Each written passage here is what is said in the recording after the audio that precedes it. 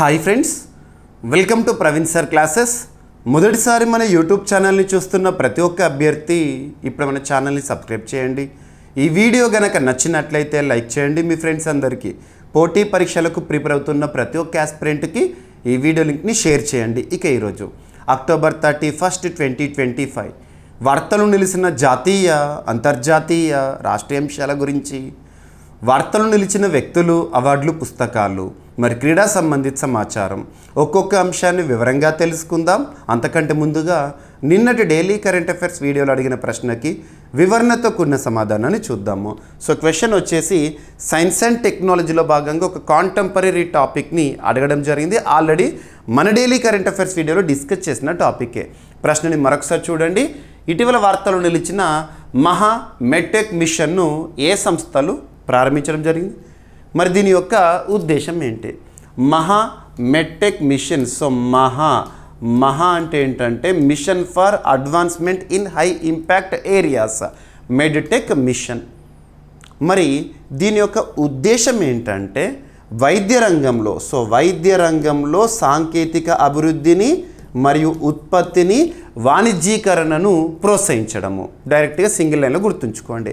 మరి మహా మెడ్టెక్ మిషన్ను ఏ సంస్థలు ప్రారంభించడం జరిగింది అంటే Anusandhan national research foundation, Indian council of medical research మరియు Bill and Melinda Gates foundation. ఈ మూడింటి పేర్లు గుర్తుంచుకోండి.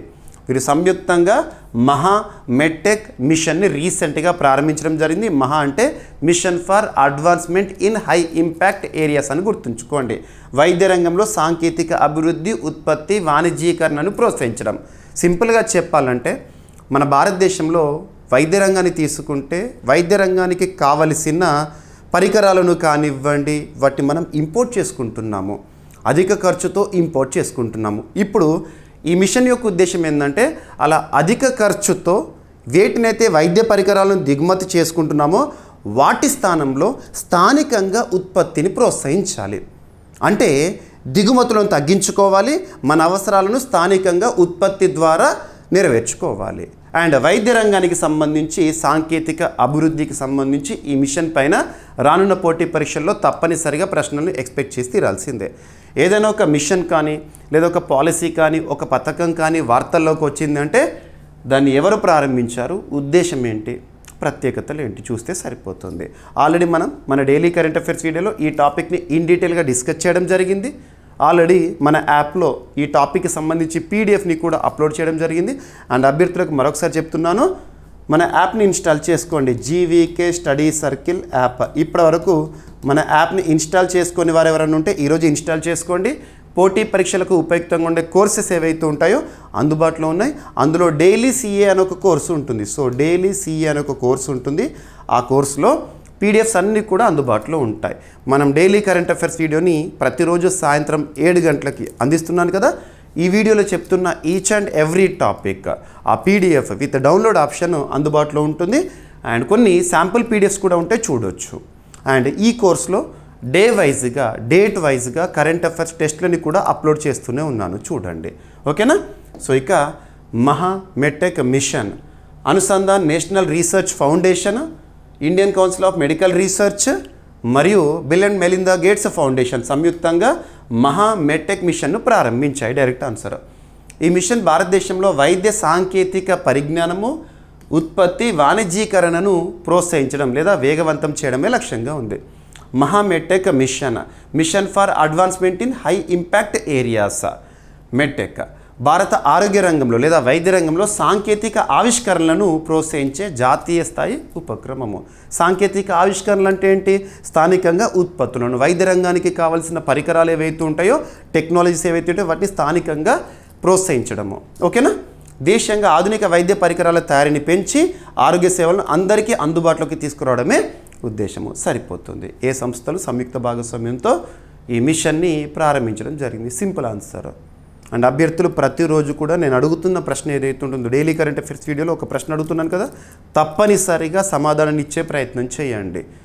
ఎంతటి ఇంపార్టెన్స్ ఉన్న టాపిక్స్ని క్వశ్చన్స్గా అడుగుతున్నాను ప్రతిరోజు ఒకటి చొప్పున అంటే రానున్న పోటీ పరీక్ష ఏదైనా ఏ స్థాయి పోటీ పరీక్షనా పలానా అంశాల నుండి తప్పనిసరిగా ప్రశ్నలు వస్తాయని వేటినైతే నేను భావిస్తున్నానో వాటినే క్వశ్చన్స్గా ఇస్తున్నాను చూడండి. కానీ ఈరోజు ప్రశ్న వీడియో చివరిలో ఉంటుంది, ప్రతి ఒక్కరు సమాధానాన్ని తెలియజేయండి. ఓకేనా. అనుసంధాన్ నేషనల్ రీసెర్చ్ ఫౌండేషన్ ఒక టాపిక్ న్యూస్లో ఉందంటే దానికి సంబంధించి అడిషనల్ పాయింట్స్ ఇస్తున్నాను, దాని బ్యాక్గ్రౌండ్ ఇస్తున్నాను. 2023 సంవత్సరంలో అనుసంధాన్ నేషనల్ రీసెర్చ్ ఫౌండేషన్ అనేది ప్రారంభించడం జరిగింది. Department of science and technology పరిధిలో పనిచేస్తుంది. ఇక ICMR Indian council of medical research 1911లోనే స్థాపన, న్యూఢిల్లీ కేంద్రంగా పనిచేస్తుంది.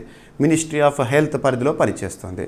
Bill and Melinda Gates foundation అనేది ఒక స్వచ్ఛంద సంస్థగా చెప్పొచ్చు, అమెరికాకి సంబంధించింది. ఓకేనా, సరిపోతుంది. రైట్. ఇక ఈరోజు ఫస్ట్ టాపిక్. సో డేట్కి ఇంపార్టెన్స్ ఉంది. అక్టోబర్ 31 అంటున్నాను కదా, ఏక్తా దివస్. సో భారతదేశంలో ఏక్తా దివస్ని లేదా నేషనల్ యూనిటీ డేని ఏ రోజున ఏ మహనీయుడి జయంతి సందర్భంగా జరుపుకుంటాము అంటారు. సర్దార్ వల్లభభాయ్ పటేల్ గారు ఒక గొప్ప వ్యక్తి, మహనీయుడు. ఇండియన్ బిస్మార్క్ అంటాం తనని మనం, ఇండియన్ బిస్మార్క్. మనకు బిస్మార్క్ అంటే జర్మనీ గుర్తొస్తుంది. జర్మనీ ఏకీకరణలో కీలక పాత్ర పోషించిన వ్యక్తి. తన గురించి మనం వరల్డ్ హిస్టరీలో నేర్చుకుని ఉన్నాం ఇప్పటికే. అలా బిస్మార్క్తో మన భారతీయుని కంపేర్ చేస్తాం, Indian Bismarck. So Sardar Vallabhbhai Patel గారి జయంతి ఈరోజు. తను ఏ రోజున జన్మించారు? 1875 అక్టోబర్ 31 రోజున జన్మించిన మహనీయుడు. ప్రస్తుతం మన రాష్ట్రాన్ని కనుక చూస్తే గుజరాత్ రాష్ట్రానికి సంబంధించి అని గుర్తుంచుకోండి. తను గుజరాత్ రాష్ట్ర భూభాగంలో జన్మించిన వ్యక్తి. అండ్ ఈ సంవత్సరం 1875 to 2025 అంటే 150 ఇయర్స్ సెలబ్రేషన్స్. సో చాలా ప్రత్యేకత. 2025 సంవత్సరం చాలా మంది మహనీయులకు ప్రత్యేకంగా నిలుస్తోంది. ఇక్కడ అబ్జర్వ్ చేస్తే 150 ఇయర్స్ సెలబ్రేషన్స్ సర్దార్ వల్లభభాయ్ పటేల్ గారి గురించి చూస్తున్నాము. అండ్ 150 ఇయర్స్ సెలబ్రేషన్ ఇంకొక 15 రోజుల్లో మనం చూస్తాము. నవంబర్ 15 రోజున బిర్సా ముండా గారి జయంతి, 150th యానివర్సరీ, జనజాతీయ గౌరవ వర్షగా చూస్తున్నాము. మరియు ఇక డిసెంబర్ 25 రోజున మనం అటల్ బిహారీ వాజ్పేయి గారి జయంతిని చూస్తాం. అదేమో 100 ఇయర్స్ సెలబ్రేషన్స్. చాలా ప్రత్యేకతలు ఉన్నాయి 2025లో. ఇక నేషనల్ యూనిటీ డే ఎవరి జన్మదినోత్సవం సందర్భంగా జరుపుకుంటాం? యూనిటీ అంటున్నాను. భారతదేశ ఏకీకరణలో, నేషనల్ ఇంటిగ్రేషన్లో కీలకమైన ఒక పిల్లర్గా చెప్పవచ్చు. వాస్తవానికి భారతదేశ చరిత్రలో మొట్టమొదటి ప్రధాని అయ్యే అవకాశాలు తనకే ఉండేవి. కానీ మీకు తెలిసే ఉంటుంది చరిత్రలో చోటు చేసుకున్న పరిస్థితులు, ఆ కారణాల వల్ల భారతదేశంలో మొట్టమొదటి ఉప ప్రధానిగా ఉన్నారు. గుర్తుంచుకోండి. భారతదేశం మొట్టమొదటి హోంశాఖ మంత్రిగా కూడా సర్దార్ వల్లభభాయ్ పటేల్ గారిని చెప్పొచ్చు. అండ్ మనము స్టాచ్యూ ఆఫ్ యూనిటీ అని చెప్పేసి గుజరాత్ రాష్ట్రంలోని కెవాడియాని చూస్తాము. అతిపెద్ద విగ్రహం తన పేరిటే. ఇక్కడ కొన్ని ప్రత్యేకతలు చూద్దాం. మరి 150th యానివర్సరీ సందర్భంగా భారత ప్రధాని నరేంద్ర మోదీ గారు ఈ వేడుకల్లో పాల్గొనడం జరిగింది. ఈరోజు మీరు చూస్తూ ఉంటారు, ప్రత్యేకమైన పరేడ్ను కూడా తీసుకుంటున్నారు. సో నవంబర్ 15 వరకు ఈ పరేడ్ అనేది ఉంటుంది. ఈ మహనీయుడి జయంతిని దృష్టిలో ఉంచుకొని ఈ రోజు నుండి నవంబర్ 15 బిర్సా ముండా జయంతి వరకు స్పెషల్ పరేడ్ని కూడా మనం చూస్తాము. ఓకేనా. ఇక్కడ చూడండి. సో కేంద్ర హోంమంత్రి అమిత్ షా గారు ప్రకటించిన ప్రకారం, ఆయన ఇంకోటి చెప్తాను, నేషనల్ యూనిటీ డేని సర్దార్ వల్లభభాయ్ పటేల్ గారి జయంతి రోజున చూస్తున్నాం మనము. అలా ప్రత్యేకంగా సెలబ్రేషన్ అనేది ఏ సంవత్సరం నుండి ప్రారంభమైందంటే 2014 నుండి. ఓకేనా. ప్రతి సంవత్సరం అక్టోబర్ 31 రోజున రాష్ట్రీయ ఏక్తా దివస్, జాతీయ సమైక్యతా దినోత్సవం, నేషనల్ యూనిటీ డే. ఓకేనా. గుజరాత్లోని ఏక్తా నగర్లో ప్రతి సంవత్సరం భారీ పరేడ్ని నిర్వహిస్తారు. గుజరాత్ రాష్ట్రంలో ఈ వేడుకలు జరుగుతున్నాయి. ఈ సంవత్సరం ప్రత్యేకత 150 ఇయర్స్ సెలబ్రేషన్స్ కాబట్టి అంగరంగ వైభవంగా జరుగుతున్నాయి. అక్టోబర్ 31 ప్రత్యేక వేడుకలు నిర్వహిస్తున్నారు. అదేవిధంగా నవంబర్ 1 నుండి 15 వరకు భారత్ పర్వ్ 2025 ఉత్సవాలను కూడా నిర్వహించని ఉన్నారు. ఈ ఉత్సవాలేమో ఇప్పుడు సర్దార్ వల్లభభాయ్ పటేల్ గారి జయంతి ఉత్సవాలేమో స్టాచ్యూ ఆఫ్ యూనిటీ వద్ద జరుగుతాయి. ఎక్కడ ఉంది స్టాచ్యూ ఆఫ్ యూనిటీ అంటే గుజరాత్ రాష్ట్రంలోని కెవాడియా ప్రాంతంలో. గుర్తుపెట్టుకోండి. ఓకేనా, సరిపోతుంది. ఉత్సవాల ముగింపు గిరిజన స్వాతంత్ర సమరయోధుడు బిర్సా ముండా జయంతి నవంబర్ 15న జరుగుతుంది. ఈ వేడుకల్లో భారత ప్రధాని నరేంద్ర మోదీ గారు పాల్గొంటున్నారు. సర్దార్ వల్లభభాయ్ పటేల్ గారు భారతదేశ తొలి ఉప ప్రధాని మరియు హోంమంత్రి. ఐరన్ మ్యాన్ ఆఫ్ ఇండియాగా ప్రసిద్ధి చెందారు. ఇండియన్ బిస్మార్క్ అని తనను పిలుస్తాము. ఓకేనా. స్టాచ్యూ ఆఫ్ యూనిటీ, పటేల్ స్మారక విగ్రహము, 182 మీటర్ల ఎత్తు, కెవాడియా గుజరాత్ ఎప్పుడు ప్రారంభించారు ఈ విగ్రహాన్ని అంటారు 31 అక్టోబర్ 2018 రోజున. రాష్ట్రీయ ఏకతా దివస్ 2014 సంవత్సరం నుండి ప్రతి ఏడాది కూడా జరుపుకుంటున్నాము. ప్రధాన లక్ష్యము దేశ సమైక్యత, సార్వభౌమ, దేశభక్తి భావనల బలోపేతము. సర్దార్ వల్లభభాయ్ పటేల్ గారి పేరు చెప్తేనే మన లోపల ఒక దేశభక్తి అనేది కనబడుతుంది. గొప్ప వ్యక్తులు మన భారతదేశ చరిత్రలో కొంతమంది గొప్ప గొప్ప వ్యక్తులు ఉన్నారు, అందులో పటేల్ గారు. ఓకేనా, సరిపోతుంది. సో ఇక్కడ ఈ కంటెక్స్ట్లో మీకు October 31 every year it is celebrated as national unity day అని చెప్తున్నాను కదా.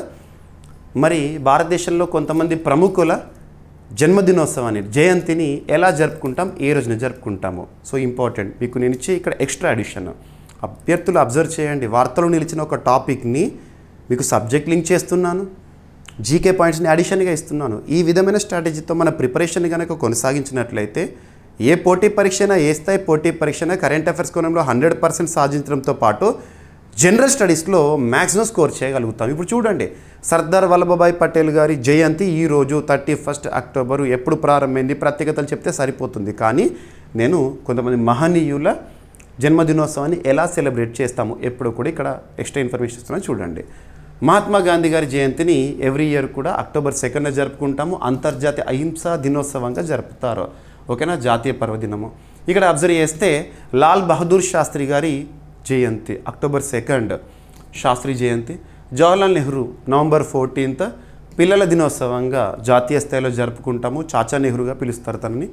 డాక్టర్ బిఆర్ అంబేద్కర్ గారి జయంతి April 14 అంబేద్కర్ జయంతి, రాజ్యాంగ నిర్మాతగా ప్రత్యేకము. అండ్ సర్దార్ వల్లభభాయ్ పటేల్ గారు October 31 జాతీయ ఐక్యతా దినము, ఉక్కు మనిషిగా, ఇండియన్ ఐరన్ మ్యాన్గా ప్రసిద్ధి. సుభాష్ చంద్రబోస్ గారు January 23 పరాక్రమ్ దివస్. ఓకేనా, ఆజాద్ హింద్ ఫౌజ్ వ్యవస్థాపకులు. ఇక బాలగంగాధర్ తిలక్ జయంతి ఎప్పుడంటే July 23 తిలక్ జయంతి, లోకమాన్య తిలక్. మనం తిలక్ గారిని చూస్తే ప్రతి ఏడాది కూడా మనం చూసే గణేష్ ఉత్సవాలు కానివ్వండి, శివాజీ మహారాజ్ ఉత్సవాలు కానివ్వండి 1890sలో తనే. ఇక సర్వేపల్లి రాధాకృష్ణన్ గారు, సో ప్రత్యేకత teachers day celebrations every year కూడా September 5 తన జయంతినే జరుపుకుంటాము. ఇక సావిత్రిబాయి పూలే గారు January 3 తన జయంతి, మహిళా విద్యా దినంగా జరుపుకుంటాము, తొలి మహిళా ఉపాధ్యాయుని భారతదేశ చరిత్రలో. స్వామి వివేకానంద గారి జయంతి January 12 ఎవ్రీ ఇయర్ కూడా జాతీయ యువజన దినోత్సవంగా జరుపుకుంటాము. చికాగో ప్రసంగం తనకు సంబంధించి 1893లో చాలా ప్రత్యేకము. అండ్ జ్యోతిరావు పూలే April 11 మహాత్మా పూలే జయంతి, సమాజ సంస్కర్త తను. అండ్ శ్రీ నారాయణ గురు August 28 రోజున సెలబ్రేట్ చేసుకుంటాం, గురు జయంతి. కేరళలో ప్రధానంగా తనకి ఇంపార్టెన్స్ ఉంటుంది. సివి రామన్ గారు, రామన్ ఎఫెక్ట్ అంటాం కదా, November 7 రామన్ జయంతి. February 28 జాతీయ విజ్ఞాన దినము, science day. And APJ Abdul Kalam గారు October 15 ప్రపంచ విద్యార్థుల దినోత్సవంగా జరుపుకుంటాము, UN గుర్తింపు పొందిన రోజు. ఇందిరాగాంధీ November 19 తన జయంతి, జాతీయ సమగ్ర దినంగా జరుపుకుంటాము, భారత తొలి మహిళా ప్రధాని. ఇక సరోజినీ నాయుడు February 13 జాతీయ మహిళా దినంగా జరుపుకుంటాము, నైటింగేల్ ఆఫ్ ఇండియాగా ప్రత్యేకం తను. రవీంద్రనాథ్ ఠాగూర్ May 7 ఠాగూర్ జయంతి, నోబెల్ బహుమతి గ్రహీత. రీసెంట్గా మనం చూసాము చైనాలో బీజింగ్లో తన బస్ట్ ఏర్పాటు అని చెప్పేసేసి. అన్నమాచార్య అన్నమయ్య May 9 అన్నమయ్య జయంతి. ఇక ఇవి చూడండి సరిపోతుంది. వీర్ సావర్కర్ May 28 సావర్కర్ జయంతి, విప్లవకారుడు. ఎనఫ్. సో ఇవేవైతే ఉంటాయో చూడండి, ఎగ్జామినేషన్లు అడుగుతున్నారు, జీకే పాయింట్ ఆఫ్ వ్యూలో అడుగుతున్నారు ఎవరి జయంతిని ఎలా సెలబ్రేట్ చేసుకుంటాము అని చెప్పేసేసి. అండ్ ఇంకొకటి ఏంటంటే ఇదంతా కూడా మళ్ళీ మీకు యాప్లో PDF రూపంలో అందుబాటులో ఉంటుంది. నేను ఇక్కడ క్లాస్లో చెప్పే ఈచ్ అండ్ ఎవ్రీ వర్డ్ మీకు PDFలో అందుబాటులో ఉంటుంది. అబ్జర్వ్ చేయండి, డౌన్లోడ్ చేసి చదువుకోవచ్చు. అందులో శాంపుల్ PDFs ఉంటాయి డైలీ CA కోర్స్లో, అవి చూసి కోర్స్కి సబ్స్క్రైబ్ చేసుకోండి. రైట్. ఇక ఈరోజు ఒక ఎక్స్ట్రా ఇన్ఫర్మేషన్ చెప్పవచ్చు. వాస్తవానికి నేషనల్ యూనిటీ డే చాలా గొప్ప దినోత్సవం. ఈ సందర్భంగా అంతర్జాతీయ స్థాయిలో కూడా October 31 ఒక ఇంపార్టెన్స్ ఉంది. అదేంటంటే వరల్డ్ సిటీస్ డే. మనం అబ్జర్వ్ చేస్తే 2023 సంవత్సరం మనకు ప్రత్యేకము. 2023 వరల్డ్ సిటీస్ డే ప్రత్యేకం. ఎందుకంటే ఆ రోజు భారతదేశంలోని 2 నగరాలను యునెస్కో క్రియేటివ్ సిటీస్ నెట్వర్క్ లిస్టులో చేర్చారు. యునెస్కో క్రియేటివ్ సిటీస్ నెట్వర్క్ లిస్టులో ఇప్పటివరకు భారతదేశంలో చేరిన నగరాల సంఖ్య వచ్చేసి 8. రీసెంట్గా లక్నోని కేంద్ర ప్రభుత్వం నామినేట్ చేసింది, చూడాలి అఫీషియల్గా. ఇక పక్కన పెడితే వరల్డ్ సిటీస్ డే ప్రస్తుత వర్ధమాన ప్రపంచంలో నగరాల ప్రాముఖ్యత పైన ప్రత్యేకంగా అవగాహన ఉండాలి అని చెప్పేసి 2013లో యుఎన్జి యునైటెడ్ నేషన్స్ జనరల్ అసెంబ్లీ వారు ఆమోదం మేరకు 2014 నుండి ఇక్కడ అక్టోబర్ 31 చూడండి, అక్టోబర్ 31ని భారతదేశంలోనేమో రాష్ట్రీయ ఏకతా దివస్గా 2014 నుండి, అంతర్జాతీయ స్థాయిలోనేమో అక్టోబర్ 31ని వరల్డ్ సిటీస్ డేగా ఎప్పుడు 2014 నుండి, కామన్ పాయింట్ 2014 సో జరుపుకుంటాము. సో కొన్ని ప్రముఖ దినోత్సవాలకు సంబంధించి మనం నేర్చుకునేటప్పుడు ఈ సంవత్సరం ఆ దినోత్సవానికి సంబంధించి హోస్ట్ సిటీ ఏంటి, హోస్ట్ కంట్రీ ఏంటి అని కూడా అడుగుతారు. ఉదాహరణకు చెప్పాలంటే జూన్ 5, 2025 ఎన్వైర్న్మెంట్ డే, ప్రపంచ పర్యావరణ దినోత్సవాన్ని జరుపుకున్నాము. మరి ఈ సంవత్సరం హోస్ట్ కంట్రీ ఏంటి అని అడుగుతారు, సౌత్ కొరియా అలాగా. ఇక్కడ మరి ఈ సంవత్సరం వరల్డ్ సిటీస్ డేకి సంబంధించి హోస్ట్ కంట్రీ వచ్చేసి కొలంబియా, నగరం వచ్చేసి బొగోటా, గుర్తుంచుకోండి. ఓకేనా. ఇక ఈ సంవత్సరం థీమ్ వచ్చేసేసి వరల్డ్ సిటీస్ డే థీమ్. ఏదైనా days, themes, weeks, themes, summits, themes చదివేటప్పుడు థీమ్ని ఏ లాంగ్వేజ్లో ఉంటే అదే లాంగ్వేజ్లో గుర్తుపెట్టుకునే ప్రయత్నం చేయండి. ఎట్టి పరిస్థితుల్లోనూ ట్రాన్స్లేషన్ చేయకండి. ట్రాన్స్లేషన్ ఎర్రర్స్ కారణంగా తెలుగు మీడియం అభ్యర్థులు మార్కులు కోల్పోయే ప్రమాదం ఉంది. ఇక్కడ అబ్జర్వ్ చేస్తే people centred smart cities, people centred smart cities అనేది ఈ సంవత్సర వరల్డ్ సిటీస్ డే యొక్క థీమ్. మరి ఇంపార్టెంట్ డేస్ని అంతర్జాతీయ స్థాయిలో నిర్వహించడానికి సంస్థలు ఉంటాయి. ఉదాహరణకి ఏప్రిల్ 18 వరల్డ్ హెరిటేజ్ డే అంటాము. వరల్డ్ హెరిటేజ్ డేని ఎవరు సెలబ్రేట్ చేస్తారు అంతర్జాతీయ స్థాయిలో? యునెస్కో. అలాగా వరల్డ్ సిటీస్ డేని ప్రతి ఏడాది కూడా ఎవరు సెలబ్రేట్ చేస్తారంటే యునైటెడ్ నేషన్స్ జనరల్ అసెంబ్లీ మరియు యుఎన్ హ్యాబిటాట్ సంస్థలు సంయుక్తంగా నిర్వహిస్తాయి. డైరెక్ట్గా గుర్తుపెట్టుకోండి. ఓకేనా. ఇప్పటివరకైతే ఈ క్లాస్ రికార్డ్ అయ్యే సమయానికైతే అఫీషియల్గా ఇంకా ఎలాంటి సమాచారం రాలేదు. ఒకవేళ ఛాన్సెస్ ఉంటే భారతదేశం నుండి యునెస్కో క్రియేటివ్ సిటీస్ నెట్వర్క్ లిస్ట్లో గనక కొత్త నగరాల చేరిక అనేది అఫీషియల్గా గనక న్యూస్లో ఉంటే మనకు నెక్స్ట్ 1 or 2 డేస్లో అఫీషియల్గా తెలుస్తుంది. ఓకేనా. ఇక ఎకానమీలో భాగంగా ఒక కాంటెంపరీ టాపిక్. ఎకానమీ అంటేనే contemporary. The stats in the economy are not at all static, they are dynamic, they are volatile. That means always changes. అర్థశాస్త్రంలో మనం చూసే గణాంకాలు ఎప్పుడు కూడా స్థిరంగా తటస్థంగా ఉండవు, మారుతూ ఉంటాయి. ఆ మారుతున్న గణాంకాల్ని మనం కూడా అప్డేట్ చేసుకోవాలి. అర్థశాస్త్రం అర్థం చేసుకుంటే అద్భుతం. ఇక్కడ ఎఫ్డిఐ ఫారిన్ డైరెక్ట్ ఇన్వెస్ట్మెంట్, విదేశీ ప్రత్యక్ష పెట్టుబడులు అంటున్నాను. ఫారిన్ డైరెక్ట్ ఇన్వెస్ట్మెంట్ ఏ దేశానికైనా, ఏ రాష్ట్రానికైనా, ఏ ప్రాంతానికైనా ఎంత ఎక్కువ మొత్తంలో విదేశీ ప్రత్యక్ష పెట్టుబడులు వస్తే అంత ఎక్కువగా పాజిటివ్ గ్రోత్ రేట్ని మనం చూస్తాము. మరి వివిధ దేశాలు మన భారతదేశంలో పెట్టుబడులు పెట్టడం గురించి చెప్తున్నాను ఇక్కడ. మరి భారతదేశంలోకి వస్తున్న ఎఫ్డిఐ ప్రవాహాలు, ఎఫ్డిఐ ఇన్ఫ్లోస్లో ఏ దేశాలు టాప్లో ఉన్నాయట అంటే అమెరికా, సింగపూర్ టాప్లో ఉన్నాయంట. అంటే ఆ దేశాల నుండే భారతదేశానికి పెట్టుబడులు ఎక్కువగా వస్తున్నాయంట. ఎవరు చెప్పారు? రిజర్వ్ బ్యాంక్ రీసెంట్గా నిర్వహించిన సర్వే. రిజర్వ్ బ్యాంక్ అంటే భారతదేశంలో బ్యాంకులకే bank, apex bank, supreme bank, regulatory bank, reserve bank. ఓకేనా. రిజర్వ్ బ్యాంకుకి ప్రస్తుతం గవర్నర్గా సంజయ్ మల్హోత్రా గారు విధులు నిర్వర్తిస్తున్నారు. ఇప్పుడు ఈ గణాంకాలు చూద్దాము. గణాంకాలను 1కి 2 సార్లు చూడండి. పోటీ పరీక్షల కోణంలో గుర్తుపెట్టుకోండి. ప్రతి ఒక్కటి మైండ్లో ఉండదు. ఆన్సర్ని చూస్తే మనకు గుర్తొస్తుంది. ప్రతి ఒక్కటి గుర్తుపెట్టుకోవాలనే ఒక అపోహ నుండి బయటికి రండి. మనకు పోటీ పరీక్షలు ఆబ్జెక్టివ్ టైప్ ఎగ్జామినేషన్స్ అయితే గుర్తించే విధంగా మనకు గుర్తుపెట్టుకుంటే చాలు. 1కి 2 సార్లు టాపిక్ని చూస్తే ఖచ్చితంగా ఎగ్జామినేషన్ హాల్లో చూశాక ఆన్సర్ని చూడగానే మనం గుర్తుపడతాము. భారత రిజర్వ్ బ్యాంక్ నిర్వహించిన తాజా వార్షిక సర్వే ప్రకారము 2024-25 ఆర్థిక సంవత్సరం అంటే ఏప్రిల్ 1న ప్రారంభమవుతుంది, మార్చి 31తో ముగుస్తుంది. 2024 ఏప్రిల్ 1 నుండి 2025 మార్చి 31 ఈ ఆర్థిక సంవత్సరంలో భారత్లోకి వచ్చిన విదేశీ ప్రత్యక్ష పెట్టుబడుల్లో అమెరికా, సింగపూర్ దేశాలు టాప్లో ఉన్నాయి. 3వ వంతు వాళ్ళే ఆక్యుపై చేశాయి. భారతదేశానికి వస్తున్న మొత్తం ఎఫ్డిఐస్ ఒక 100 రూపీస్ అనుకోండి ఎగ్జాంపుల్. అందులో మోర్ దాన్ 30 రూపీస్ వీళ్ళ నుండి వస్తున్నాయి అంటే ఈ 2 దేశాల నుండి.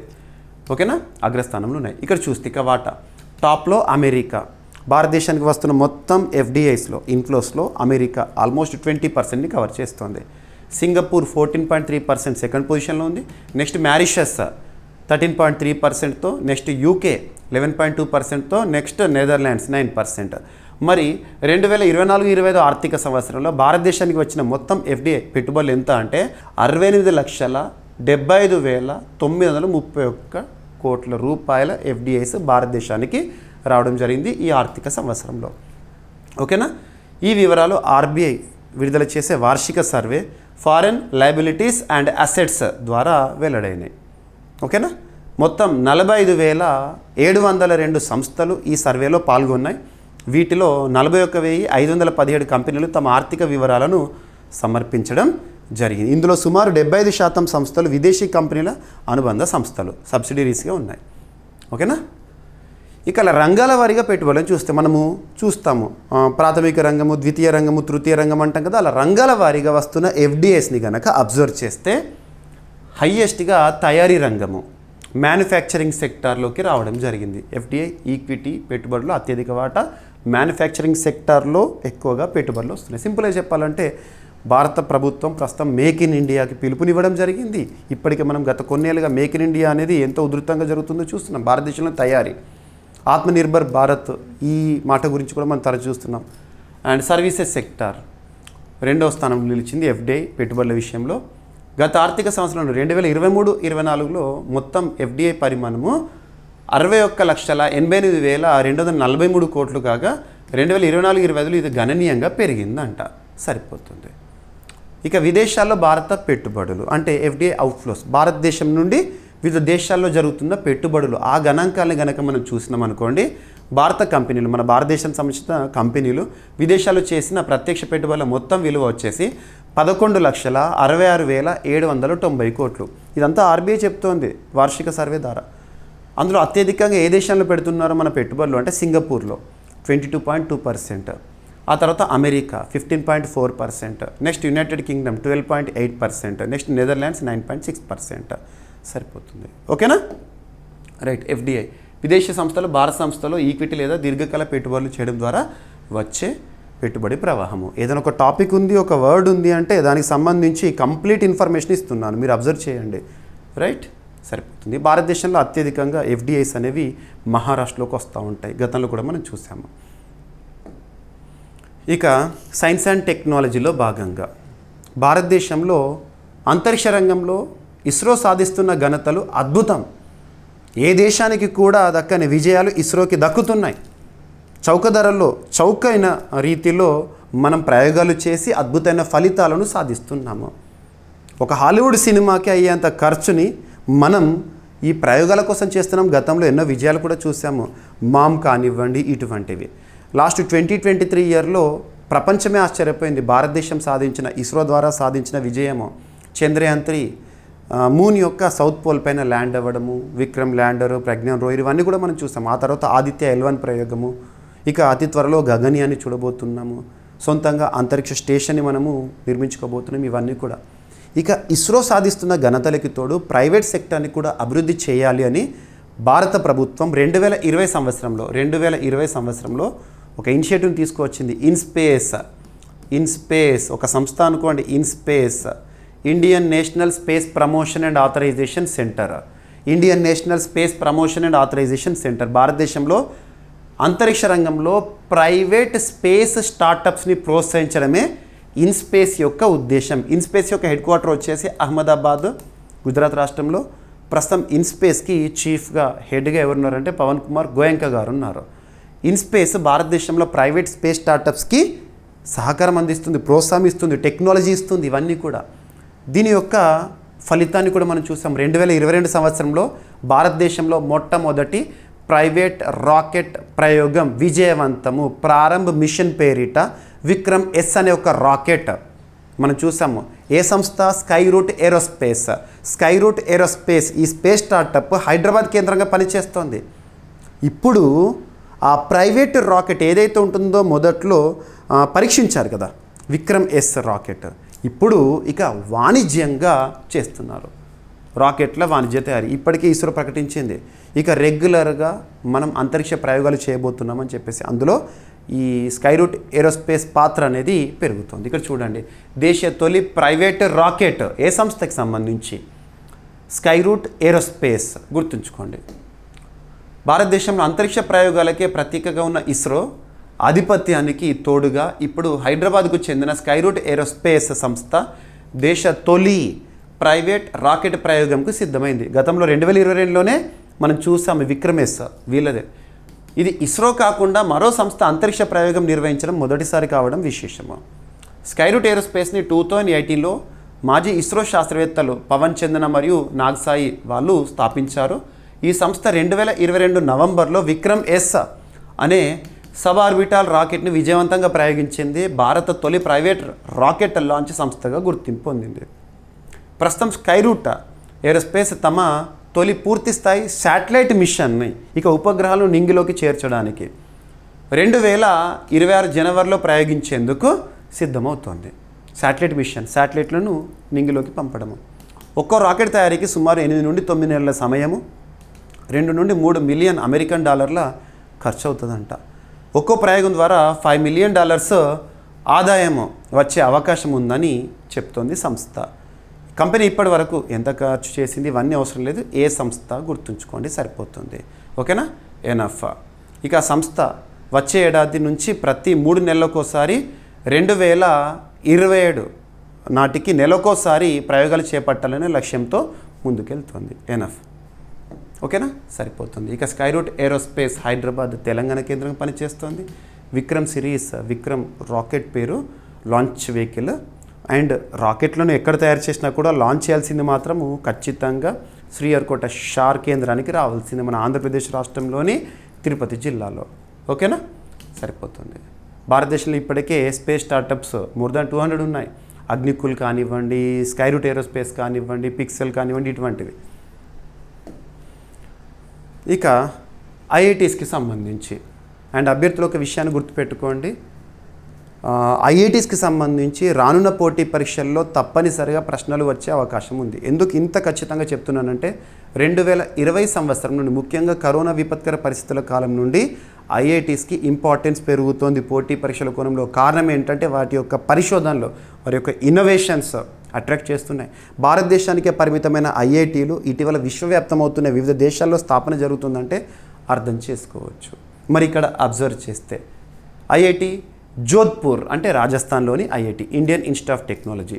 ఐఐటీస్ గురించి ఎలా గుర్తుపెట్టుకోవాలంటే ఏ ఐఐటి వార్తల్లో ఉంది, ఏ అంశంతో వార్తల్లోకి వచ్చింది, దట్స్ ఎనఫ్. విమాన మరియు రాకెట్ ఇంజన్ల కోసము, సో విమానాల కోసం మరియు రాకెట్ల ఇంజన్ల కోసము ఐఐటి జోధ్పూర్ అభివృద్ధి చేసిన సూపర్ లోహం అనేది వార్తల్లో ఉంది. మిశ్రమం కామన్గా విమానం కానివ్వండి, రాకెట్ కానివ్వండి అత్యంత వేగంగా గాల్లో ప్రయాణిస్తూ ఉంటుంది. హై టెంపరేచర్ చూస్తాము. అటువంటి పరిస్థితుల్లో ఆ ఇంజన్ ఉండే ప్రాంతం కరిగిపోకుండా కానివ్వండి, ఎటువంటి వాతావరణ పరిస్థితులైనా తట్టుకునే విధంగా కానివ్వండి ఉండడం అనేది దీని యొక్క ప్రత్యేకత. సో విమానాలు, రాకెట్లు తేలికగా ఉంటే తక్కువ ఇంధనంతో ఎక్కువ వేగంతో ఎగరగలవు. అందులో ఉపయోగించే లోహాలు తేలికగా ఉండాలి. తేలికగా ఉంటే ఈజీగా ఫ్లైట్ చేయొచ్చు. కానీ అతివేగం వల్ల పుట్టే రాపిడితో అధిక ఉష్ణం ఏర్పడి కవచం కరిగిపోవడమే ప్రథమంగా ఉంటుంది. అతివేగంగా పోతుంది కాబట్టి హీట్ జనరేట్ అవుతుంది. కాబట్టి దానికి వాడిన విమానానికి కానీ రాకెట్ కానీ వాడిన లోహాలు కరిగిపోవచ్చు. ఈ సమస్యను ఎదుర్కోవడానికి, ఈ సమస్యను అధిగమించడానికి అధిక ఉష్ణాన్ని తట్టుకోగల మిశ్రమ లోహాలు అల్లైస్ అనేవి అవసరమవుతాయి. దాన్ని తయారు చేస్తూ ఈరోజు ఐఐటి జోధ్పూర్ న్యూస్లో ఉంది. ఐఐటి జోధ్పూర్ పరిశోధకులు అలాంటి కొత్త సూపర్ మిశ్రమ లోహాన్ని అభివృద్ధి చేశారు. దీని పేరు టైటానియం అల్యూమినైడ్ ఆధారిత మిశ్రమం. గుర్తుంచుకోండి. ఓకేనా. ఈ లోహం తయారీలో టైటానియం మరియు అల్యూమినియంతో పాటు molybdenum and niobium, టాంటాలం, tungsten, vanadium వంటి తాపన నిరోధక లోహాలను ఉపయోగించారు. అంటే అధిక ఉష్ణాన్ని కూడా తట్టుకునే లోహాలను ఉపయోగించి తయారు చేశారు. ఈ లోహం ఇలా తయారైన లోహము, ఆ మిశ్రమ లోహం ఏదైతే ఉంటుందో 900 డిగ్రీ సెల్సియస్ టెంపరేచర్ని కూడా తట్టుకుంటుందంట.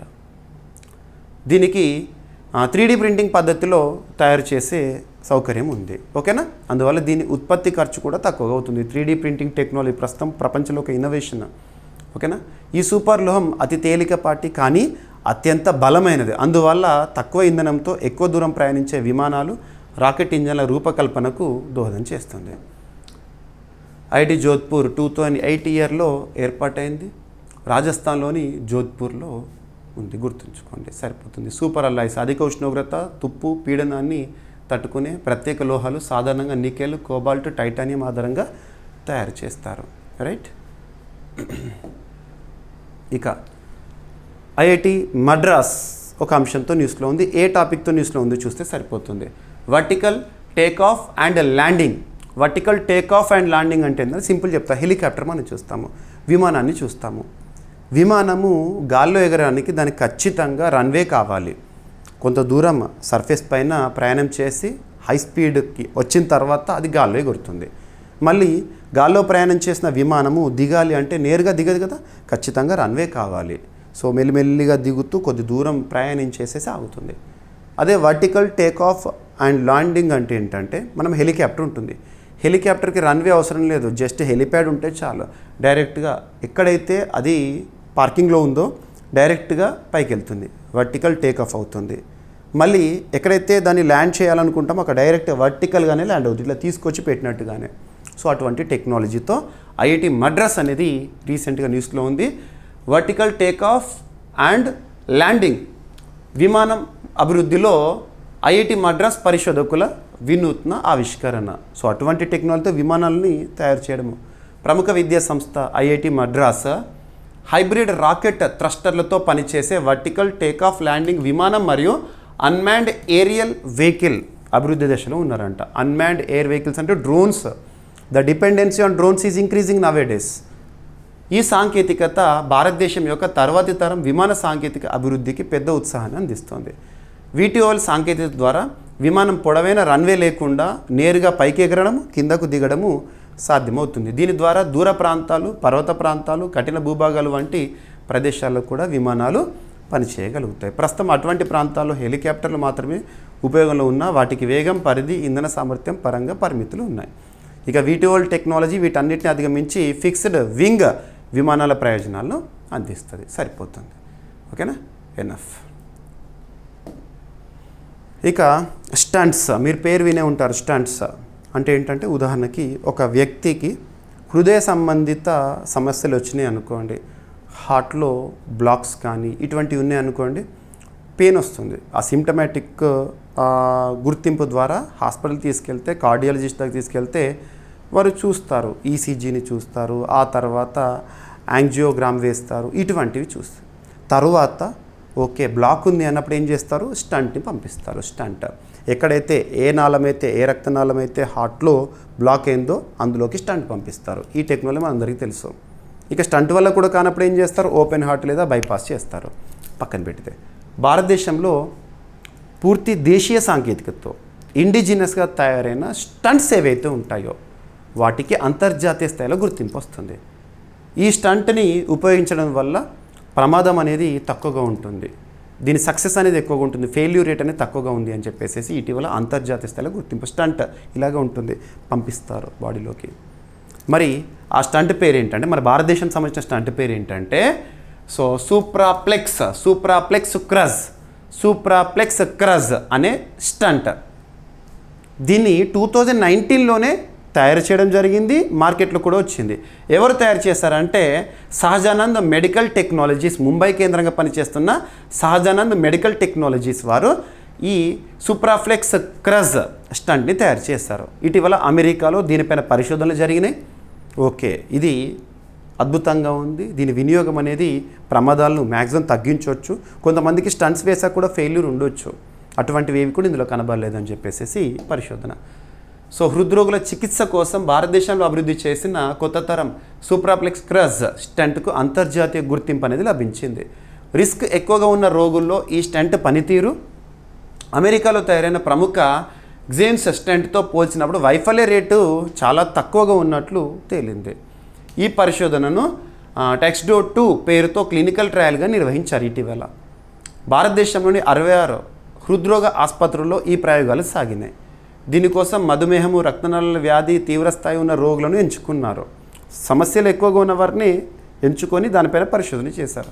ఈ అధ్యయనానికి ఢిల్లీకి చెందిన ప్రముఖ హృద్రోగ నిపుణులు నేతృత్వం వహించారు. ఈ ట్రయల్ ఫలితాలను ఆయన శాన్ ఫ్రాన్సిస్కోలో జరిగిన అంతర్జాతీయ హృద్రోగ సదస్సులో సమర్పించారు. ఏం లేదు, భారతదేశంలో తయారు చేసిన సూప్రాఫ్లెక్స్ క్రజ్. అది ఏంటి అంటారు ఫస్ట్. సూప్రాఫ్లెక్స్ క్రజ్ ఇటీవల న్యూస్లోకి వచ్చింది, అంతర్జాతీయ. అది ఏంటి అంటే ఒక స్టంట్, హృద్రోగ సమస్యలు ఉన్న వారికి వేసే స్టంట్. ఓకేనా, దాన్ని ఎవరు తయారు చేసేది అంతా కూడా మీకు ఎక్స్ట్రా ఇన్ఫర్మేషన్ ఇచ్చాను, సరిపోతుంది. రైట్, స్టంట్ గుండె రక్తనాళాల్లో అడ్డంకి ఏర్పడినప్పుడు దాన్ని విస్తరించి రక్త ప్రవాహం సాఫీగా జరిగేలా చేసే ఒక లోహపు గొట్టపు ఆకారపు పరికరము. ఓకేనా, సరిపోతుంది. ఇక 2025 ఈ సంవత్సరానికి గాను వర్డ్ ఆఫ్ ద ఇయర్గా 6-7ని ఎంపిక చేశారు.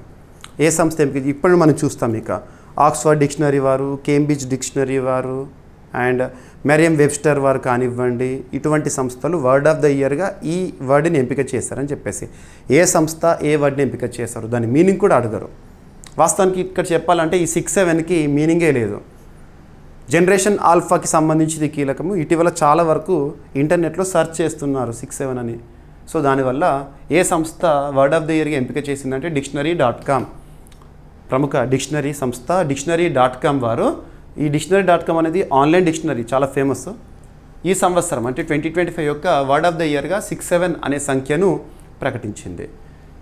ఇది ఒక సంఖ్య, నంబర్ వర్డ్ అయినప్పటికీ దానిని పదంగా పరిగణించి ఎంపిక చేయడం విశేషం. నంబర్ని పదంగా ఇచ్చారు ఇక్కడ. ఈ సంఖ్యను ముఖ్యంగా జనరేషన్ ఆల్ఫా తరానికి చెందిన యువత, అంటే 2010 to 25 మధ్య జన్మించిన వారు విస్తృతంగా ఉపయోగిస్తున్నారు. కానీ 30 ఏళ్ళు పైబడిన వారు ఈ 6-7 అర్థం ఏమిటి, దీన్ని నిఘంటువులో ఎందుకు చేర్చారని ప్రశ్నిస్తున్నారు, ఆన్లైన్లో సెర్చ్ చేస్తున్నారు. కాబట్టి ఎక్కువ మంది సెర్చ్ చేశారు కాబట్టి వర్డ్ ఆఫ్ ద ఇయర్గా దీన్ని ఎంపిక చేశారు. ఓకేనా, సరిపోతుంది. రైట్, Dictionary.com కాలిఫోర్నియా, అమెరికాకు చెందిన ఆన్లైన్ నిఘంటువు. ఓకేనా, వర్డ్ ఆఫ్ ద ఇయర్ ఎంపిక ఉద్దేశం ఆ సంవత్సరం ప్రపంచవ్యాప్తంగా ప్రజల సంభాషణలో సాంస్కృతిక ధోరణిలో ప్రభావం చూపిన పదాన్ని గుర్తించడము. ఓకేనా, last year word of the ఇయర్గా Dictionary.com 2024లో హాలుసినేట్ అనే పదాన్ని ఎంపిక చేశారు, గుర్తుంచుకోండి. ఇక కమింగ్ డేస్లో మనం ఆక్స్ఫర్డ్ డిక్షనరీ గురించి చూస్తాము, కేంబ్రిడ్జ్ డిక్షనరీ గురించి చూస్తాము, మెరియం వెబ్స్టర్ గురించి చూస్తాము. ఆ వర్డ్ ఆఫ్ ద ఇయర్స్ ఏంటో చూడండి, నేను చెప్తాను ఎలాగో, అప్పుడు మీరు అప్డేట్ చేసుకోండి. ఎనఫ్. ఇక ADB, Asian development bank, Asia అభివృద్ధి బ్యాంకు అంటాము. ADB మహారాష్ట్రలో సోలార్ ఎనర్జీ ఉత్పత్తి ప్రాజెక్టుల కోసం ప్రత్యేక రుణాన్ని మంజూరు చేసింది, సోలరైజేషన్ కోసము. ADB ఒక సంస్థ వార్తల్లోకి వచ్చింది కూడా, దానికి సంబంధించిన బ్యాక్గ్రౌండ్ చూడాలి. ఏషియన్ డెవలప్మెంట్ బ్యాంక్ 1966 ఇయర్లో ఏర్పాటైంది, మనీలా ఫిలిప్పీన్స్ కేంద్రంగా పనిచేస్తోంది. ADBకి ప్రస్తుతం సభ్య దేశాల సంఖ్యను కనుక అబ్జర్వ్ చేస్తే 69కి చేరింది. లాస్ట్ ఇయర్ 68 ఉండే. 2024 ఇయర్ ఎండ్లో 69th మెంబర్ కంట్రీగా ఇజ్రాయెల్ చేరిక, నాన్ రీజనల్ మెంబర్ అది. అండ్ ADBకి ప్రస్తుతం చీఫ్గా మసాతో కండా గారు విధులు నిర్వర్తిస్తున్నారు. బేసిక్స్ ఒక టాపిక్ ఉంది అంటే దానికి సంబంధించిన జీకే పాయింట్స్ ఇస్తున్నాను, మీకు పోటీ పరీక్షలు అడుగుతున్నారు, ప్రతి పాయింట్ నేను కవర్ చేస్తున్నాను. మీరు ప్రతిరోజు క్లాస్ చూడండి, ప్రతి టాపిక్ కవర్ అవుతుంది. మహారాష్ట్ర వ్యవసాయ సౌరీకరణ కోసం ADB రుణము, మహారాష్ట్రలో సోలరైజేషన్ కోసం వ్యవసాయ రంగానికి సంబంధించి. ఆసియన్ డెవలప్మెంట్ బ్యాంక్ దాదాపు 400 మిలియన్ అమెరికన్ డాలర్లని మంజూరు చేసింది రుణంగా. ఈ రుణము Maharashtra Power Distribution Enhancement Programme for Agricultural Solarisation అనే ఒక పథకానికి మంజూరైంది. ఈ కార్యక్రమం ద్వారా వ్యవసాయ రంగంలో సౌరశక్తి వినియోగం పెంపు, గ్రామీణ విద్యుత్ పంపిణీ వ్యవస్థ బలోపేతం లక్ష్యంగా పెట్టుకున్నారు. గుర్తుంచుకోండి, ఇప్పటికే వ్యవసాయ రంగంలో అంటే భారతదేశ స్థాయిలో జాతీయ స్థాయిలో అమలవుతున్న PM కుసుమ్ కానివ్వండి, ఇటువంటి ఇంపార్టెంట్ లింక్ అవ్వాలి. ఇక రూఫ్ టాప్ సోలార్ ప్యానల్స్ అంటే మనము ప్రధానమంత్రి సూర్య గారు, PM సూర్య గారు ముఫ్త్ బిజిలీ యోజన, ఇటువంటివన్నీ ఇంపార్టెంట్. ప్రస్తుతం భారతదేశము సౌరశక్తి ఉత్పత్తిలో గ్లోబల్ లీడర్గా ఎదుగుతోంది. ఓకేనా, రైట్, సరిపోతుంది. ADB ఎంత రుణాన్ని మంజూరు చేసింది ఎనఫ్. ఓకేనా, దీనికి సంబంధించిన బేసిక్ పాయింట్. రైట్, ఇక భారత్ మరియు నేపాల్ విద్యుత్ సహకార ఒప్పందం విషయంలో వార్త. భారత్ నేపాల్ రెండు దేశాల మధ్య విద్యుత్ సహకారం విషయంలో ఒప్పందము, 2 కొత్త హై వోల్టేజ్ పవర్ ట్రాన్స్మిషన్ లైన్ల అభివృద్ధి కోసం జరిగిన ఒప్పందము. సో 2025 అక్టోబర్ 29న భారత్ మరియు నేపాల్ రెండు దేశాలు కొత్త హై వోల్టేజ్ సరిహద్దు విద్యుత్ ప్రసార మార్గాల అభివృద్ధికి, క్రాస్ బార్డర్ ట్రాన్స్మిషన్ లైన్స్ అభివృద్ధికి రెండు దేశాల మధ్య డెవలప్మెంట్ కోసము ఒప్పందాలు కుదుర్చుకున్నాయి. ఈ ఒప్పందాల ఉద్దేశం విద్యుత్ వాణిజ్యాన్ని పెంపొందించడం, అలాగే దక్షిణాసియా ప్రాంతీయ శక్తి సహకారాన్ని బలోపేతం చేయడము. Joint venture and share holders ఒప్పందాలు భారతదేశంలోని power grid corporation of India limited మరియు నేపాల్ ఎలక్ట్రిసిటీ అథారిటీ మధ్య కుదిరినాయి. భారతదేశంలో పవర్ గ్రిడ్, నేపాల్కి సంబంధించి నేపాల్ ఎలక్ట్రిసిటీ అథారిటీ. ఓకేనా, సరిపోతుంది. ఈ ఒప్పందాలపై సంతకాలు న్యూఢిల్లీలో కేంద్ర విద్యుత్ మంత్రిత్వ శాఖ, ప్రస్తుత విద్యుత్ శాఖ మంత్రి ఎవరున్నారు, మనోహర్ లాల్ ఖట్టర్ గారు, మరియు నేపాల్కి సంబంధించి వాళ్ళ మంత్రివర్యులు కుల్మాన్ సమక్షంలో జరిగినాయి. సరిపోతుంది. రెండు దేశాల మధ్య విద్యుత్ సంబంధించి క్రాస్ బార్డర్ ట్రాన్స్మిషన్ లైన్స్ అభివృద్ధి కోసం ఒక సహకార ఒప్పందం అనేది వార్తల్లోకి వచ్చింది. సరిపోతుంది. ఓకేనా, right. So power grid corporation of India limited 1989 ఇయర్లో ఏర్పాటైంది. ప్రధాన కార్యాలయం గురుగ్రామ్, హర్యానా. ఇది భారతదేశపు ప్రధాన విద్యుత్ ప్రసార సంస్థ. రైట్. ఇక కేంద్ర బొగ్గు మంత్రిత్వ శాఖ, మినిస్ట్రీ ఆఫ్ కోల్ అంటాం. ప్రస్తుతం ఎవరు కన్సర్న్ మినిస్ట్రీగా ఉన్నారు? కోల్కి సంబంధించి కానివ్వండి, మినిస్ట్రీ ఆఫ్ మైన్స్ కానివ్వండి, జి కిషన్ రెడ్డి గారు. సో రీసెంట్గా ప్రారంభించిన ఒక డాష్బోర్డు అండ్ ప్లాట్ఫామ్ సంబంధించి కోయిలా శక్తి డాష్బోర్డ్ మరియు క్లాంప్ పోర్టల్. వార్తలు నిలుస్తున్న పోర్టల్స్, డాష్బోర్డ్స్, ప్లాట్ఫామ్స్ ఏమన్నా ఉంటే దాని ఉద్దేశం ఏంటి, ఏ మంత్రిత్వ శాఖకి సంబంధించింది చూడండి, సరిపోతుంది. కోయిలా శక్తి, కోయిలా అంటే ఏంటి? బొగ్గు, కోయిలా. సో కేంద్ర బొగ్గు మరియు గనుల శాఖ మంత్రి కిషన్ రెడ్డి గారు 2 ప్రధాన డిజిటల్ వేదికలను రీసెంట్గా ప్రారంభించారు. అందులో ఒకటి Koyla Shakti dashboard, smart coal analytics dashboard అంటారు దీన్ని. క్లాంప్ అంటే coal land acquisition management and payment. So బొగ్గు రంగానికి సంబంధించి, కోల్ సెక్టార్కి సంబంధించిన కీలకమైన ప్లాట్ఫామ్లని లాంచ్ చేశారు మంత్రి గారు. ఈ 2 వేదికలు కూడా భారత బొగ్గు రంగంలో, కోల్ సెక్టార్లో సమర్థవంతమైన నిర్వహణ, పారదర్శకత మరియు డేటా ఆధారిత పాలనను బలోపేతం చేయడమే లక్ష్యంగా రూపొందించబడ్డాయి అంట. సో ఇక్కడ అబ్జర్వ్ చేస్తే కోయిలా శక్తి డాష్బోర్డ్ ఏ మంత్రిత్వ శాఖ పరిధిలో? బొగ్గు మంత్రిత్వ శాఖ. ప్రధాన లక్ష్యం ఏంటంటే దేశంలోని మొత్తం బొగ్గు విలువ శ్రేణి, గనుల నుంచి మార్కెట్ వరకు, మైన్ టు మార్కెట్ వరకు ఒకే డిజిటల్ వేదికలో అనుసంధానం చేయడం అనేది ఈ కోయిలా శక్తి డాష్బోర్డ్ యొక్క ఉద్దేశము. బొగ్గు మంత్రిత్వ శాఖ పరిధిలో భారత బొగ్గు రంగానికి డిజిటల్ బ్యాక్బోన్గా పనిచేయడము, రియల్ టైం మానిటరింగ్, డేటా సమన్వయము మరియు ప్రమాణ ఆధారిత విధానాల రూపకల్పన ద్వారా సామర్థ్యాన్ని పెంచడము. ఓకేనా, సరిపోతుంది. ఇక CLAMP portal, CLAMP full form ఏంటి? ల్యాండ్ అక్విజిషన్కి సంబంధించి coal land acquisition management payment portal. బొగ్గు తవ్వక ప్రాంతాల్లో భూమి సేకరణ, పరిహారం చెల్లింపులు, పునరావాసం వంటి ప్రక్రియలను పూర్తిగా డిజిటలైజ్ చేయడం అనేది క్లాంప్ పోర్టల్ యొక్క ఉద్దేశము. భారతదేశంలో కోల్ ఫీల్డ్స్ అనేవి చూస్తే కొన్ని ప్రాంతాల్లోనే కనబడతాయి. ఆ కోల్ ఫీల్డ్స్ ఉన్న ప్రాంతాల్లో భూసేకరణ, అక్కడ ఉంటున్న ప్రజలని డిస్ప్లేస్ చేయడం కానివ్వండి, వారికి పరిహారం ఇవ్వడం కానివ్వండి, ఇవన్నీ కూడా ఈ ప్లాట్ఫామ్ ద్వారానే జరుగుతాయి. ఓకేనా, సరిపోతుంది. ఎనఫ్. ఓకేనా. ఇక వర్తమాన దేశాలకి సంబంధించి వాతావరణ మార్పు భారీ ఆర్థిక భారంగా ఉండబోతోందని ఐక్యరాజ్య సమితి నివేదిక. యునైటెడ్ నేషన్స్ ఎన్వైర్న్మెంట్ ప్రోగ్రామ్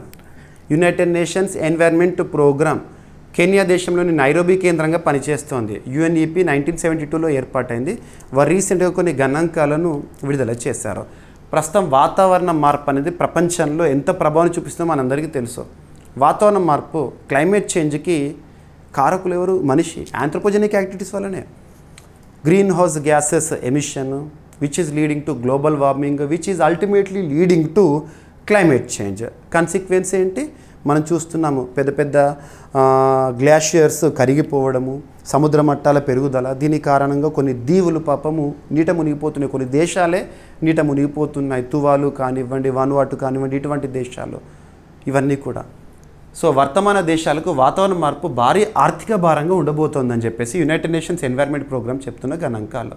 వారు విడుదల చేసిన తాజా నివేదిక ప్రకారం వాతావరణ మార్పుల ప్రతికూల ప్రభావాలను ఎదుర్కొనేందుకు వర్తమాన దేశాలు 2035 నాటికి ప్రతి సంవత్సరం సుమారు 36,500 కోట్ల అమెరికన్ డాలర్లు ఖర్చు చేయాల్సి వస్తుందంట. 36,500 కోట్ల అమెరికన్ డాలర్లు ఖర్చు చేయాలంట ఈ వాతావరణ మార్పు తదితర పరిస్థితులను ఎదుర్కోవడానికి 2035 నాటికి ప్రపంచ దేశాలు. ఈ వ్యయం పరిమాణము ఆ దేశాల ఆర్థిక స్థితికి భారం కానుందంట. మరి UNEP అడాప్టేషన్ గ్యాప్ రిపోర్ట్ రీసెంట్గా రిలీజ్ చేసి అందులోనే ఈ గణాంకాలు. ఆ రిపోర్ట్ ప్రకారం ఏంటంటే వాతావరణ మార్పుల కారణంగా వచ్చే వరదలు, వర్షాభావము, ఉష్ణత తీవ్రత, తుఫాన్లు వంటి ఈ విపత్తులను ఎదుర్కొనేందుకు వర్తమాన దేశాలు ఏటా 31,000 కోట్ల డాలర్ల వ్యయం భరించాల్సి ఉంటుందంట. అంతేకాక భూతాపము వృద్ధిని నియంత్రించేందుకు చేపట్టాల్సిన చర్యల ఖర్చులు కలుపుకుంటే మొత్తము వ్యయం 36,500 కోట్ల డాలర్లకు చేరుతుందంట. సరిపోతుంది. నివేదికలో తెలిపిన ప్రకారం 2023లో వర్తమాన దేశాలకు అంతర్జాతీయ సహాయం కేవలం 2,800 కోట్ల డాలర్లకు మాత్రమే పరిమితమైంది. ఇది గత సంవత్సరంతో పోలిస్తే గణనీయంగా తగ్గుదల. సరిపోతుంది. నివేదికలోని పాయింట్స్ ఏవైతే ఉంటాయో సమాచారాన్ని డైరెక్ట్గా చూడవచ్చు. ఎక్కడైతే కాన్సెప్ట్ ఇంపార్టెంట్ అక్కడ కాన్సెప్ట్ మీకు మ్యాక్సిమం ఎక్స్ప్లెయిన్ చేసే ప్రయత్నం చేస్తున్నాను. UNEP 1972 ఇయర్లో ఏర్పాటైంది. ప్రధాన కార్యాలయం నైరోబి. ప్రస్తుతము ఈ సంస్థకి చీఫ్గా ఇంగర్ ఆండర్సన్ గారు ఉన్నారు. ఏదైనా ఒక అంతర్జాతీయ సంస్థ ఉందంటే దానికి సంబంధించి చీఫ్గా ఎవరున్నారు వాళ్ళ గురించి చూడాలి. ఓకేనా. ఇక UNEP అడాప్టేషన్ గ్యాప్ రిపోర్ట్ అనేది ప్రతి సంవత్సరం విడుదలయ్యే నివేదిక UNEP నుండి. ఓకేనా. వర్తమాన దేశాలు అంటే developing nations, Africa, Asia, Latin America దేశాలు. ఓకేనా. సరిపోతుంది. ఇక ప్రపంచంలోని ప్రతి దేశం కూడా 2015 నుండి 2030 వరకు సాధించాల్సిన లక్ష్యాలను మనం సుస్థిర అభివృద్ధి లక్ష్యాలు చూస్తాము. 17 గోల్స్ అవన్నీ కూడా చూడండి. ఇక తజికిస్తాన్లో వైమానిక స్థావరానికి భారత్ వీడుకోలు పలికింది. ఆ వైమానిక స్థావరం పేరేంటి, ప్రస్తుతం ఎందుకు దానికి వీడుకోలు పలకాల్సిన అవసరం ఏర్పడింది? సింపుల్గా చెప్పాలంటే గతంలో ఆఫ్ఘనిస్తాన్ 2021 సంవత్సరంలో ఆఫ్ఘనిస్తాన్ తాలిబాన్ల హస్తగతమైంది. ఇటీవల తాలిబాన్ ప్రభుత్వానికి భారత్కి మధ్య కొన్ని సత్సంబంధాలు చూస్తున్నాం. ఈ పరిస్థితుల్లో ఇక ఈ స్థావరం అనేది మనకు ప్రస్తుత పరిస్థితులు అన్నెసరీ అని చెప్పేసి భావించారు. సో దీనికి వీడుకోలు పలికారు. సో తజికిస్తాన్లోని ఐనీ వైమానిక స్థావరం, ఐనీ ఎయిర్ బేస్ గుర్తుంచుకోండి. భారతదేశానికి సంబంధించి ఐనీ ఎయిర్ బేస్ ఎక్కడ ఉండేది? తజికిస్తాన్. భారత్ తన కార్యకలాపాలకు అధికారికంగా ముగింపు పలికింది. ఈ ఎయిర్ బేసు తజికిస్తాన్ రాజధాని దుషాంబే సమీపంలో ఉంది. గతంలో భారత్ ఈ స్థావరాన్ని ప్రధానంగా ఆఫ్ఘనిస్తాన్ అంతర్యుద్ధ సమయంలో తాలిబాన్లకు వ్యతిరేకంగా పోరాడిన నార్థన్ అలయన్స్కు సహకరించేందుకు వినియోగించింది. ఒకప్పుడు తాలిబాన్లకు వ్యతిరేకంగా పోరాడుతున్న వాళ్ళకి సహకారం అందించేందుకు. ఇప్పుడు తాలిబాన్ల ప్రభుత్వంతో భారత సత్సంబంధాలు అనేవి ఉన్నాయి. ఎందుకంటే అది ప్రతి దేశ ప్రభుత్వాన్ని కూడా మనం చూడాల్సిందే. అందులోని ఇప్పుడు చూడండి, మన దాయాది దేశం పాకిస్తాన్ ఉంది. పాకిస్తాన్కి ఆఫ్ఘనిస్తాన్కి చాలా సమస్యలు ఉన్నాయి. ఆఫ్ఘనిస్తాన్ ఎప్పటికైనా కూడా భారత్తో సత్సంబంధాలను కనుక మెయింటైన్ చేసిందనుకోండి, మనం పాకిస్తాన్ని ట్యాకిల్ చేయొచ్చు. తజిక్ ప్రభుత్వంతో కుదిరిన ఒప్పందం ప్రకారం భారత్ అక్కడ రన్వేని పునర్నిర్మించి సుఖోయ్ యుద్ధ విమానాలను మోహరించింది. అప్పట్లో 2021లో ఆఫ్ఘనిస్తాన్లో తాలిబాన్లు అధికారంలోకి వచ్చినప్పుడు భారత్ తన పౌరులు మరియు రాయబారి అధికారులను తరలించడానికి ఈ స్థావరాన్ని వినియోగించిన. అప్పట్లో ఆపరేషన్ దేవీ శక్తి అని చెప్పేసి మనం చూసాము 2021లో. అనంతరం 2022 డిసెంబర్లో భారత సిబ్బంది మరియు సామగ్రిని పూర్తిగా తీసుకుంది. ఇక తజిక్ ప్రభుత్వంతో కుదుర్చుకున్న ఒప్పందం గడువు ముగియడంతో భారత్ ఇప్పుడు ఐనీ ఎయిర్ బేస్ నుంచి సంపూర్ణంగా వైదొలిగిందని అధికార వర్గాలు చెప్తున్నారు. విశ్లేషకుల ప్రకారం ఏంటంటే భారత్ ఇటీవల తాలిబాన్ ప్రభుత్వాల మధ్య సయోధ్య లేదా సత్సంబంధాలు అనేవి కుదురుతున్నాయి. కాబట్టి ఇక తాలిబాన్లకు వ్యతిరేకంగా ఉండే వారికి మనం సహకారం అందించాల్సిన అవసరం లేదు. ప్లస్ ఇప్పుడు దీని యూజ్ అనేది అన్నెసరీ అని చెప్పేసి భావించారు. సో వైదొలిగారు. గుర్తుంచుకోండి, ఐనీ ఎయిర్ బేస్ ఎక్కడ ఉండేది, ఎందుకు తీసేశారు? Enough. Ayni air base Tajikistan రాజధాని దుషాంబే సమీపంలో ఉంది. రైట్. సరిపోతుంది. దీన్ని గిసార్ ఎయిర్ బేస్ అని కూడా పిలిచేవారు. ఇక తజికిస్తాన్ న్యూస్లో ఉంది కాబట్టి దుషాంబే, రాజధాని కరెన్సీ సోమాని. రైట్. భారత్ తజక్ రక్షణ సంబంధాలు, భారత్ మధ్య ఆసియాలో ఉన్న మొదటి రక్షణ మౌలిక సదుపాయాలను అభివృద్ధి చేసిన దేశం అది. రైట్. ఇక తెలంగాణ రాష్ట్రానికి సంబంధించి ఒక టాపిక్. అభ్యర్థులు ప్రతిరోజు మన డైలీ కరెంట్ అఫైర్స్ వీడియో చూడండి. ఆంధ్రప్రదేశ్ అభ్యర్థుల కోసం, తెలంగాణ రాష్ట్ర అభ్యర్థుల కోసం మీకు 100% ప్రతి టాపిక్ని ఎక్స్ప్లెయిన్ చేస్తున్నాను. అందులోనూ రాష్ట్ర స్థాయి పోటీ పరీక్షలకు రాష్ట్ర సమాచారం అనేది చాలా ఇంపార్టెంట్. తెలంగాణ అభ్యర్థులు అయితే తెలంగాణ టాపిక్స్ని చూడాలి, ఏపీ అభ్యర్థులు అయితే ఏపీ టాపిక్స్ని చూడాలి. సో ఈ టాపిక్స్ని పోటీ పరీక్షల కోణంలో ఇంపార్టెన్స్ ఉన్న ప్రతి టాపిక్ నేను డిస్కస్ చేస్తున్నాను. ఒక్కో రోజు 2 రాష్ట్రాల సమాచారం ఉంటుంది, ఒక్కో రోజు ఏదో ఒక రాష్ట్రానికి సంబంధించిన సమాచారం ఉండొచ్చు, ఒక్కో రోజు ఈ 2 రాష్ట్రాల్లో ఏ రాష్ట్ర సమాచారం కూడా పోటీ పరీక్షలకు ఉపయుక్తంగా ఉండేది కాకపోవచ్చు. మీరు ప్రతిరోజు చూస్తే కనుక ప్రతి టాపిక్, ఏపీ అండ్ తెలంగాణ ప్రతి టాపిక్ కూడా కవర్ అవుతుంది. ఓకేనా. సో ఇక్కడ తెలంగాణకు సంబంధించి వావెక్స్ మరియు Hyderabad T Hub. Hyderabad T Hub ఏంటి? తెలంగాణలో స్టార్టప్స్ని ప్రోత్సహించడము, స్టార్టప్ ఎకోసిస్టమ్ని ప్రోత్సహించడం, దాంతో వ్యావెక్స్ ఒప్పందము. సో ఇక్కడ ఒప్పందం యొక్క ఉద్దేశం ఏంటి? స్టార్టప్ యాక్సిలరేటర్ ప్లాట్ఫామ్ వ్యావెక్స్ మరియు హైదరాబాద్ కేంద్రంగా ఉన్న ప్రపంచ ప్రఖ్యాత స్టార్టప్ ఇంక్యుబేషన్ కేంద్రము టీహబ్ మధ్య ఒప్పందం అనేది జరిగింది. ఈ భాగస్వామ్యం ద్వారా భారత్లోని creative content, media, technology, startup ఎకోసిస్టమ్ను బలోపేతం చేయడం అనేది లక్ష్యము. ఈ భాగస్వామ్యంలో భాగంగా టీహబ్ ప్రధాన ఆధార సంస్థగా వ్యవహరిస్తుంది. వ్యావెక్స్ అనేది సమాచార ప్రసార మంత్రిత్వ శాఖ ఆధ్వర్యంలో దేశవ్యాప్తంగా 10 ఇంక్యుబేషన్ సెంటర్లను ఇప్పటికీ స్థాపించనుంది. ఈ కేంద్రాలు స్టార్టప్ మరియు సృజనాత్మక సృష్టికర్తలకు శిక్షణ మరియు మెంటర్షిప్ వంటివి ఇస్తుంది. గుర్తుంచుకోండి. సో క్రియేటివిటీకి సంబంధించి, కంటెంట్, మీడియా, టెక్నాలజీ సంబంధించి ఇంపార్టెన్స్ ఉన్న ఒక ఒప్పందము.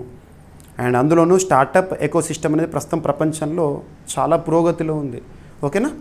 రైట్.